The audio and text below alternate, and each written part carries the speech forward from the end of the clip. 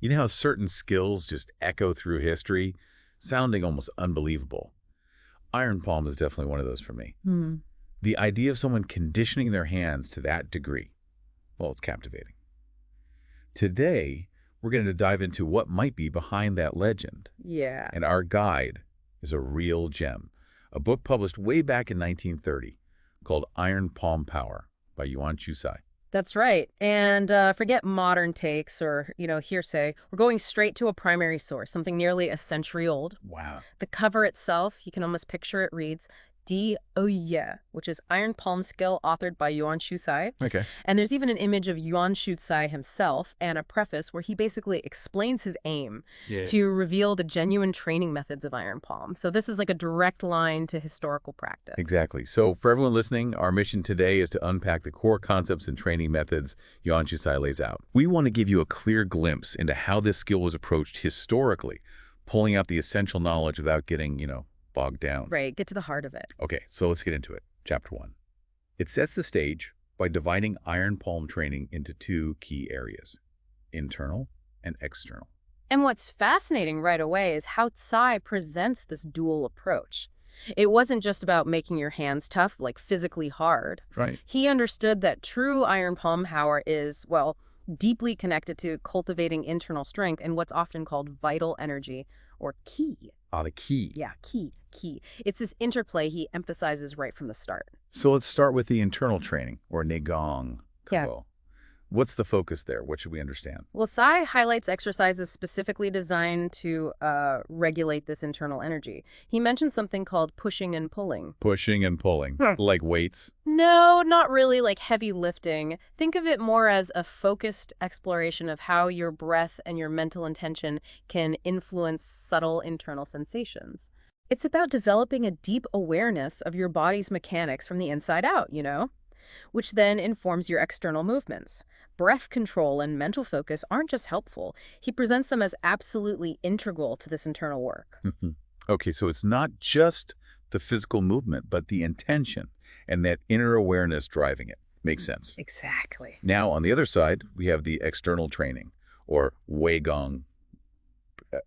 This is probably what most of us immediately picture when we think of iron palm, right? The conditioning. Precisely. And this is where the physical conditioning of the hands comes into play. The method Tsai details is quite specific, and it revolves around using iron filings or sand. He calls it tisha. Iron sand. Yeah, that becomes the key medium for this phase of the training. So for anyone imagining just like brutally hammering their hands, how does one actually use iron filings to train? Seems intense. Well, the book lays out a gradual process. It's not just jumping in. It starts with gently inserting the hands into the iron filings or sand. Initially, the movements are likely soft, exploratory even, letting your hands get accustomed to the texture, the resistance. So acclimatization first. Right. Then, over time, this progresses to more active manipulation and eventually to striking the iron sand. Tsai likely describes different stages, each aimed at building resilience and progressively hardening the hands. It's a step-by-step adaptation, not a sudden shock. So it's crucial to understand it's not just slamming your hand into a pile of iron. There's a methodical approach. Definitely. Smart training. That leads us nicely into Chapter 2, which specifically discusses hardening the palm, or yin gong. This is where it gets really interesting, isn't it? What practical techniques does Tsai lay out for actually developing that legendary hard palm? This chapter really gets into the nuts and bolts. Tsai describes specific striking methods directed at the iron filings or sand. Like what? He mentions straight strikes, circular strikes, upward strikes, and downward strikes. Okay, different angles, different impacts. Exactly. Now, what's crucial here, and what the book likely emphasizes maybe with illustrations, is the importance of proper form. Form over force, initially. Well, you need both eventually, but you can't just wildly flail your hands. There's a correct way to execute these strikes to maximize their effectiveness and, just as importantly, to prevent injury. Right, avoiding injury must be key. Absolutely. The underlying principle is gradual progression. You don't start with maximum force. You build up over time as your hands become conditioned. Right, smart training, not just brute force. And it sounds like the book probably had visuals to guide practitioners. Very likely, yes. Illustrations would be almost essential for this. Okay, chapter 3 then shifts focus from just hardening the palm to understanding how this hardened palm is actually used. It's all about these striking techniques, or dafa. Exactly. A hard palm is only useful if you know how to apply it effectively. Tsai details various palm techniques aimed at striking different parts of the body. Okay, like what kind of techniques? You'll see things like the thrusting palm. This emphasizes speed and penetration. Think of a quick, focused strike aimed at a vulnerable point. Like a spear hand, almost, but with the palm. Sort of, yeah. Focus force. Then there's the chopping palm, which highlights downward force, like a powerful, decisive chop. Okay, those sound quite direct. What other techniques does he mention? He also describes the covering palm, which is interesting because it suggests a simultaneous action deflecting an incoming attack while also striking. Ah, defense and offense in one move. Kind of. Then the pushing palm focuses on using force to move or even knock down an opponent. More about displacement.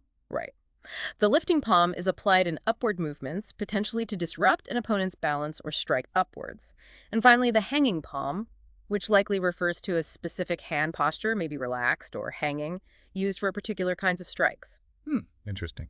And again, the book would likely have accompanying illustrations to visually grasp these subtle differences in hand and body positioning. It really paints a picture of a very deliberate and versatile approach to using the palm as a weapon, not just one blunt instrument. No. Very nuanced. Moving on to chapter 4, we get an even deeper dive into the specifics with detailed explanations of hand forms and techniques. Shufa xiangji. It seems like there are distinct hand shapes involved. This is where the art becomes even more nuanced. Tsai likely illustrates and describes various specific hand forms, each with its unique application. Like different tools for different jobs. Pretty much. He mentions forms like the willow leaf palm, which might have a flexible sort of whipping quality, perhaps striking with the edge. Okay. Then there's the ox tum palm, maybe suggesting a broader, flatter striking surface, using more of the palm's base. Right. The Buddha's hand palm often implies a more open, perhaps deflecting or controlling posture, maybe using the heel of the palm. The crane's beak palm suggests a focused, pointed strike, likely using the fingers formed into a beak shape. Not strictly a palm strike, but related hand conditioning. Okay. And finally, the tiger claw palm. Again, while often seen as a clawing or gripping technique, the conditioning involved is frequently part of broader hand strengthening, including the palm area. So each of these isn't just a random way to hold your hand, they each have specific tactical implications. Exactly. And they connect back to those core principles of both internal chi direction and external conditioning. It's fascinating how detailed this 1930 text seems to be. Very structured. It really is. It suggests a well-developed system. Chapter 5 then brings us back to the core of the external training with iron sand palm practice, Tisha Zain Lianfa. What more does it say about using the sand? This chapter likely delves deeper into the practical exercises performed specifically with the iron sand. We can imagine this involves repeated striking, perhaps at different kinds of strikes than mentioned earlier, maybe kneading or manipulating the sand with the hands as well. So more variety in the interaction with the sand. Possibly. The focus here would be on the cumulative effect of consistent practice. It's not a quick fix. It's the dedication over time that gradually develops the iron palm power. Right. The text might even mention specific instructions regarding, say, the number of repetitions or the duration of these exercises, offering a concrete training plan. It really emphasizes the commitment required. This isn't a weekend workshop kind of skill. Definitely not. Years of dedicated practice. And finally, Chapter 6 introduces subsidiary exercises, or fuzu gangfa. It suggests iron palm isn't developed in isolation. That's a crucial point. Tsai likely recognized that to effectively use the iron palm, you need overall body conditioning. It's not just about the hands. Supporting structures. Exactly. These subsidiary exercises would focus on strengthening supporting structures like the wrists and fingers, which are obviously vital for powerful and precise palm strikes. Makes sense. We might also see exercises aimed at general body strength, core stability, perhaps stance work, providing the necessary foundation to generate and deliver force effectively through the palm. Like kinetic linking. Precisely. The book might give specific examples, perhaps focusing on flexibility, grip strength, or even specific stances that would benefit the overall practice. So it's a holistic approach, even back in 1930, recognizing that true skill requires more than just conditioning of one part of the body. It seems so, yes, a complete system.